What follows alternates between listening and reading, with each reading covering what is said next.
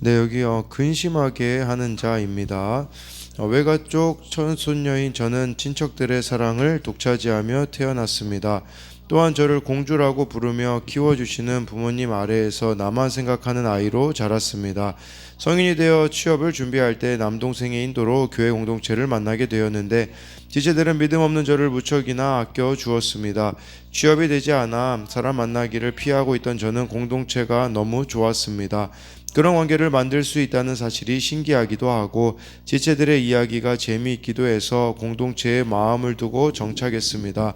그 후 저는 한 회사에 취업했는데 그곳에서 감정 기복이 심한 사수와 팀장님을 만났습니다. 직급이 저보다 높으신 분들이라 처음에는 순종하는 마음으로 그분들의 부정적인 감정을 다 받아냈습니다. 하지만 팀장님의 빈정대는 말에 지지 않고 대답했고 그것이 말싸움으로 번져 팀 분위기가 엉망이 되었습니다.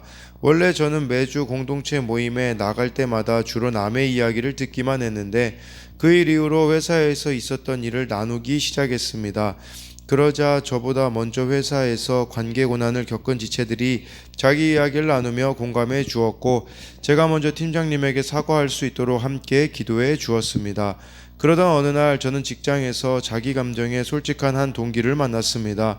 마침 그 동기와 같은 프로젝트를 진행하게 되었는데 동기는 자기 작업 속도를 따라오지 못하는 저를 대놓고 무시했습니다. 저는 말을 조심해 달라고 이야기했지만 동기는 저에 대한 불편한 내색을 감추지 않았습니다.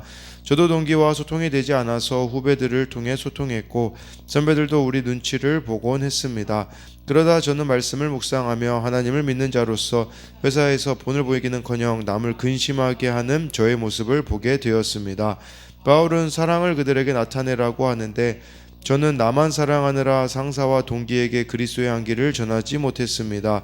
하나님은 저를 청년부 소그룹 리더로 세워주셨지만 제가 아직 저만 사랑하고 있으니 공동체체들이 비슷한 고난을 겪을 때에도 해줄 말이 없었습니다. 이제는 나를 위해서가 아니라 주님이 주신 사명과 맡겨주신 지체들을 위해 내가 먼저 죽어지는 적용을 하며 사랑을 나타내겠습니다. 적용하기, 감정 표현이 미숙한 나 자신을 인정하고 이 모습을 공동체에 나누겠습니다.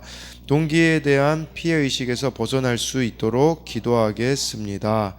네, 그래서 여기 이렇게 나와 있는 부분 감정 기복 심한 사수와 팀장을 만났는데 그 가운데 공동체에서 또 이렇게 들은 이야기들을 보면 이렇게 먼저 팀장님에게 사과할 수 있게 되었고 또 자기 감정에 솔직한 동기를 만났을 때 소통이 되어지지 않을 때 남을 근심하게 하는 자신의 모습을 또 보게 되었다라고 이렇게 하고 있지 않습니까? 그러니까 어떤 경우든지 중요한 것은 자신의 모습을 먼저 볼 수 있는 거, 이게 이 회복의 초점이라는 것을 기억해야 합니다. 오늘은 고린도후서 1장 23절부터 2장 17절까지인데요. 23절 말씀 보니까요. 내가 내 목숨을 걸고 하나님을 불러 증언하시게 하노니 내가 다시 고린도에 가지 아니한 것은 너희를 아끼려 함이라. 어제 말씀에 원래 바울이 2번 고린도 방문하려고 했거든요. 근데 이게 조금 여행이 바뀌었어요. 원래는 마게도냐 갔다가 고린도 갔다가 예루살렘 가려고 했거든요. 근데 여행 계획이 고린도에서 마게도냐, 근데 또 고린도로 가려고 했거든요. 또 고린도 갔다가 예루살렘으로 가려고 했지만 그러니까 바울이 방문을 하지 않은 게 아닙니다. 그 2번 중에 한 번은 방문을 했는데 교회 안에 무슨 일이 있어서 더 이상 방문할 수가 없어서 2번째 방문을 못했던 거예요. 그래서 23절에서 그렇게 말하고 있는 거예요. 내가 내 목숨을 걸고 하나님을 불러 증언하시게 하노니 라는 말은 하나님 앞에서 목숨 걸고 떳떳하게 이야기할 수 있다라는 거죠. 내가 다시 고린도에 가지 아니한 것은 너희를 아끼려 했다라는 것은 2번째로 방문할 수 있었는데 방문하지 않은 것은 이유가 있었다라는 것을 말씀해 주고 있습니다. 이것은 이 밑에 이제 내용에 나와 있는데요. 그래서 이것은 바울이 절제했다라는 걸 말해주는 거죠. 그러니까 23절에 대한 적용 질문으로는 상대를 아끼고 사랑하기에 지금은 기다리고 멈추어야 될 것은 여러분들에게 무엇이 있습니까? 바울이 안 간 것은 고린도 교회를 사랑했기 때문이라는 것이죠. 가서 이렇게 뭔가 할 수 있었는데 그렇게 하지 않았다라는 겁니다. 24절에 우리가 너희 믿음을 주관하려는 것이 아니요 오직 너희 기쁨을 돕는 자가 되게 함이니 이는 너희가 믿음에 섰음이라. 그러니까 바울이 이 2번째로 고린도를 방문해 버리잖아요. 그러면 1년 6개월 동안 고린도에서 사역을 했기 때문에 이들을 주관할 수 있었어요. 근데 바울은 너희 믿음을 주관하려고 하지 않고 나는 동역자가 되기 원한다. 그러니까 기쁨을 돕는 자가 되기 원한다라는 것은 그런 의미가 협력자가 되기를 원한다라는 겁니다. 그래서 이 주관자의 자리에서 바울이 기꺼이 내려와 그들과 나란히 이렇게 동역자의 자리에 서기를 주저하지 않았다라는 것이죠. 1절에 22장 1절에 내가 다시는 너희에게 근심 중에 나아가지 아니하기로 스스로 결심하였노니, 그러니까 바울이 스스로 결심했다라는 것은 많은 갈등과 기도와 생각 끝에 내린 결정이었다라는 거예요. 당장 고린도에 방문하면요, 바울이 리더이기 때문에 문제를 바로 해결할 수 있었어요. 그러나 이 교인들의 상황을 고려해 가지고 절제했다라고 볼 수 있는 거죠. 그래서 이 말씀을 보면서 적용할 수 있는 질문은, 내가 자꾸 믿음을 주관하려고 하고 있는 사람은 누구입니까? 구원을 위해 오늘 내가 절제해야 될 것은 무엇이 있습니까? 2절에요. 내가 너희를 근심하게 한다면 내가 근심하게 한 자밖에 나를 기쁘게 할 자가 누구냐라고 해서, 바울이 방문하였을 때 오히려 방문을 하게 되어지면요, 고통과 근심을 가져올 것이기 때문에 이 고린도 교회 성도들을 너무 사랑하기 때문에 바울이 직접 방문하지 않은 거라고 해주고 있어요. 그래서 3절에 보니까 바울이 그래서 어떻게 했냐면 편지를 썼다라는 말이에요. 그래서 3절에 내가 이같이 쓴 것은 이라는 것은 고린도 교회 성도들을 배려하는 차원에서 직접 가지 않고 고린도후서 편지를 기록하였다라는 것이에요. 4절에 내가 마음에 큰 눌림과 걱정이 있어 많은 눈물로 너희에게 썼노니 이는 너희로 근심하게 하려 한 것이 아니요 오직 내가 너희를 향하여 넘치는 사랑이 있음을 너희로 알게 하려 함이라 라고 해서, 바울의 마음에 큰 눌림이 있었대요. 이 큰 눌림이라는 것은 외적인 고난뿐 아니라 내적인 고통도 뜻합니다. 그리고 여기 나와 있는 이 걱정이라는 단어, 이게요 괴로움, 불안이라는 뜻도 있는데요, 감옥이라는 뜻도 있더라고요. 감옥. 그러니까 지금 바울이 감옥에 갇혀 괴롭고 불안한 마음이다라는 거예요. 그러니까 이게 실제 감옥에 갇혔다라는 그런 표현이라기보다 마음에 지금 이 감옥에 갇혀 있는 듯한 참 이렇게 어려움을 바울이 겪고 있다라는 것을 말씀해주고 있는 거예요. 그러니까 문제 회피를 위해서 바울이 방문하지 않은 게 아니라 오히려 이들을 사랑하기 때문에 이렇게 편지를 썼음을 보여주고 있는 것이죠.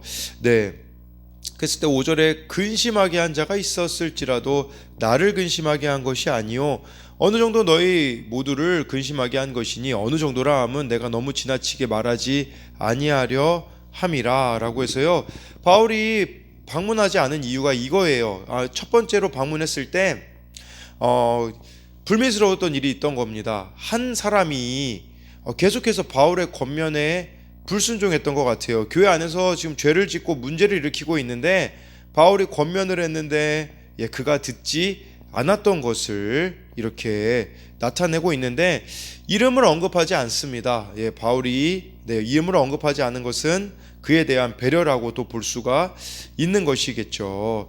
그래서 이 5절에 대해서도 우리가 좀 적용해 볼 수 있는 것은, 내가 용서하고 또 위로해야 할 그 회개하는 한 사람은 누가 있는지, 혹시 공동체가 나의 회개를 또 기다리고 있지는 않는가를 생각해 봐야 합니다. 근데 이 사람이 어떻게 됐을까요? 6절부터 이제 보면 나와요. 이러한 사람은 많은 사람에게서 벌받는 것이 마땅하도다. 7절에 그런즉 너희는 차라리 그를 용서하고 위로할 것이니 그가 너무 많은 근심에 잠길까 두려워하노라. 교회에서 치리가 이루어진 거예요. 그러니까 그 한 사람이 잘못을 했고 그렇게 치리가 이루어졌을 때 바울은 이제 충분하기 때문에 용서와 위로의 단계로 넘어가라고 말씀해주고 있는 것입니다. 그러니까 이 교회 안에서의 치리, 징계는 그 죄에 대한 공동체적 근심과 회개를 동반하는 것이지 정죄의 입장은 아니라는 거예요. 그리고 이 치리라는 것 자체가 치유와 회복이지 다른 데 목적이 있는 것이 아니라는 것이겠죠. 근데 지금 현재 교회의 문제는 무엇이겠습니까? 치리 자체도 이루어지지 않아요. 왜 이루어지지 않겠습니까? 교회에서 회개하고 돌이키라고 치리를 한다면 아예 교회를 옮겨버리는 사건들도 너무나 많이 있는 것을 또 보게 되어지는 것이죠. 그러나 고린도 교회는 그 죄를 범한 자에게 치리가 이루어지고 8절에 그러므로 너희를 권하노니 사랑을 그들에게 나타내라. 이게 우리나라 말 번역이 잘못됐어요. 그들에게가 아니라 그에게입니다. 그에게. 그러니까 한 사람이 문제를 일으켰음을 보여주고 있어요. 근데요, 중요한 것은요, 교회는 한 사람의 문제를 개인의 문제로만 봐서는 안 된다라는 거예요. 한 개인이 잘못하고 실수하더라도 함께 짊어지고 하나님 앞에서 회개의 기회를 같이 찾는 것이 중요하고, 사실 바울의 마음을 그 사람이 너무 아프게 한 사람이 아닙니까? 그러나 바울이 이렇게 넓은 아량으로 용서해 주고 있는 것을 보여주고 있습니다. 바로 직접 고린도 교회 가서 그 사람 치리하고 공개적으로 바울이 뭔가 할 수 있었지만 바울은 일부러 그렇게 하지 않았다라는 것을 말씀해 주고 있는 것이에요. 9절부터 11절에요. 너희가 범사에 순종하는지 그 증거를 알고자 하여 내가 이것을 너희에게 썼노라. 10절에 너희가 무슨 일에든지 누구를 용서하면 나도 그리하고 내가 만일 용서한 일이 있으면 용서한 그것은 너희를 위하여 그리스도 앞에서 한 것이니 11절에 이는 우리로 사탄에게 속지 않게 하려 함이라. 우리는 그 계책을 알지 못하는 바가 아니로라 라고 말씀해주고 있습니다. 바울은 고린도 교회 성도들 가운데 순종의 증거를 보고자 이렇게 편지를 썼다고 해요. 그리고 중요한 것은 또 10절 11절인데요 용서는 이루어져야 돼요. 왜 그러냐면 10절에 너희를 위하여 그리스도 앞에서 한 것이니, 이 용서라는 것은 예수님 앞에서 하는 거래요. 무슨 말이겠습니까? 예수님께 우리가 어떤 용서를 받았는지 안다면 마땅히 다른 자들을 예수님 앞에서 용서해야 된다라는 것이겠죠.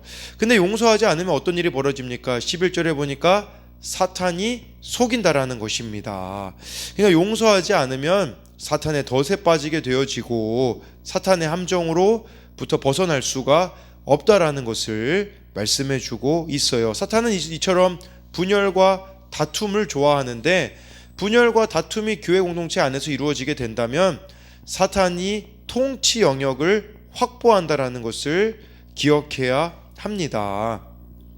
그래서 9절부터 11절에 대한 적용 질문은 공동체에서 내 죄가 드러나 치리를 받은 적이 있습니까? 공동체 또한 사랑과 수고로 회복된 경험이 있습니까?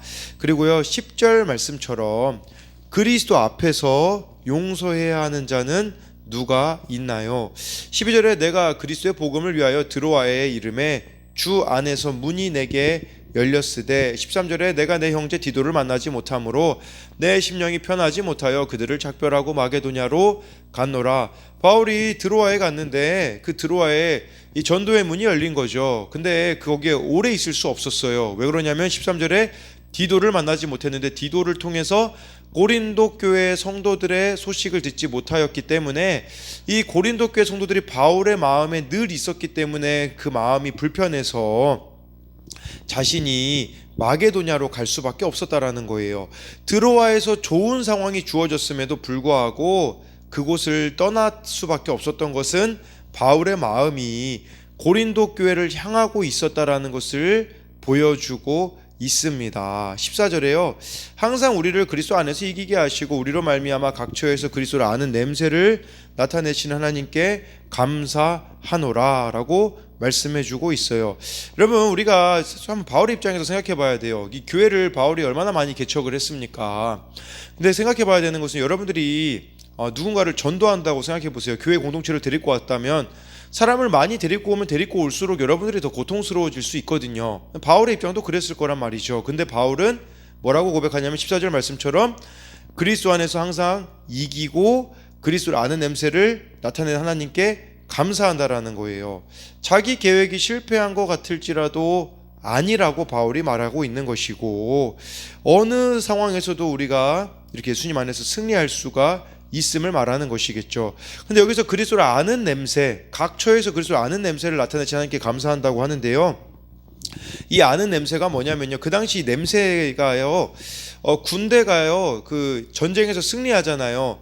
그때 향을 피웠다라고 합니다. 그러니까 전쟁의 승리를 암시하는 냄새였었거든요. 그러니까 우리는 각 처에서 각자의 자리에서 승리해야 된다라는 거예요. 그 승리는 무엇이겠습니까? 예수님의 살아계심과 그 승리를 드러내는 삶을 살아가야 한다라는 것이겠죠. 더 구체적으로 말하자면 그리스도를 아는 냄새란 여러분들의 인격이 예수님의 성품을 닮아가야 한다라는 것을 말씀해주고 있는 것이에요. 그래서 이 14절의 적용 질문은 내가 그리스도의 향기로서 다른 사람들에게 나누어 주어야 할 고난과 그리스도의 고난과 위로는 무엇이 있습니까?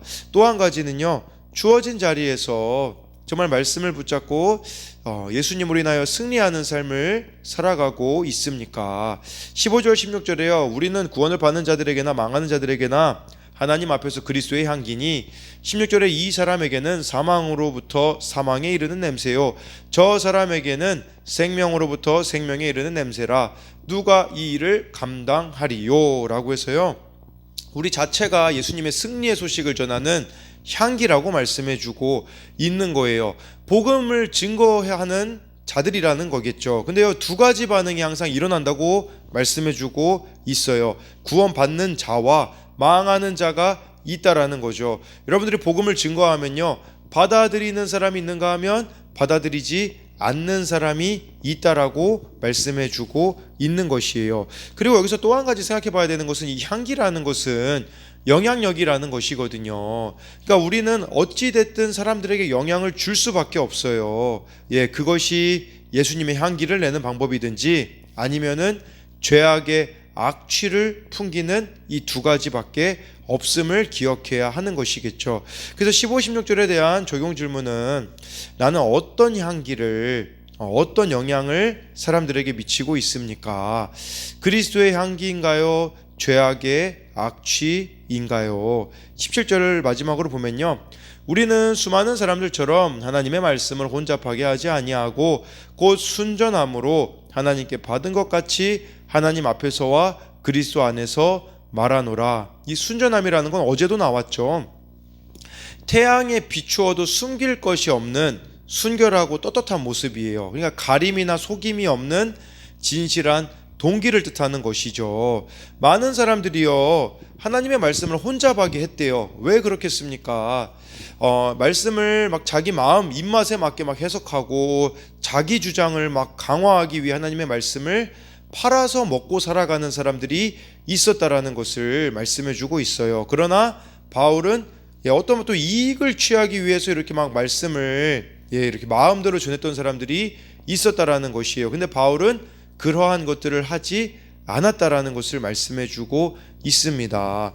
저도 이 부분에 있어서 좀 돌이켰던 부분은 무엇이냐면요. 예전에 그런 부분들이 있었어요. 어느 이제 목사님에게 물어봤었을 때, 뭐 집회 큰 집회 갈 때랑 작은 집회 갈 때 말씀을 어떻게 준비하느냐라고 했을 때 솔직하게 그 목사님이 자신은 큰 집회 갈 때는 더 열심히 준비한다라고 하더라고요. 저도 그 얘기 듣고서는 저도 그런 모습이 있었었거든요. 근데 그게 아니구나라는 걸 깨닫게 되었어요.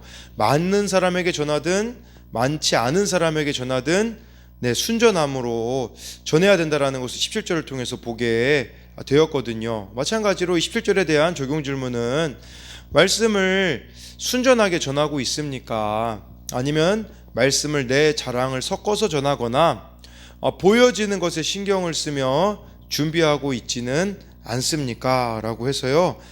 우리가 오늘 이 말씀처럼 그리스도의 향기를 나타내는 승리의 소식과 승리의 냄새를 나타내는 저와 또 여러분들이 되기를 소망합니다.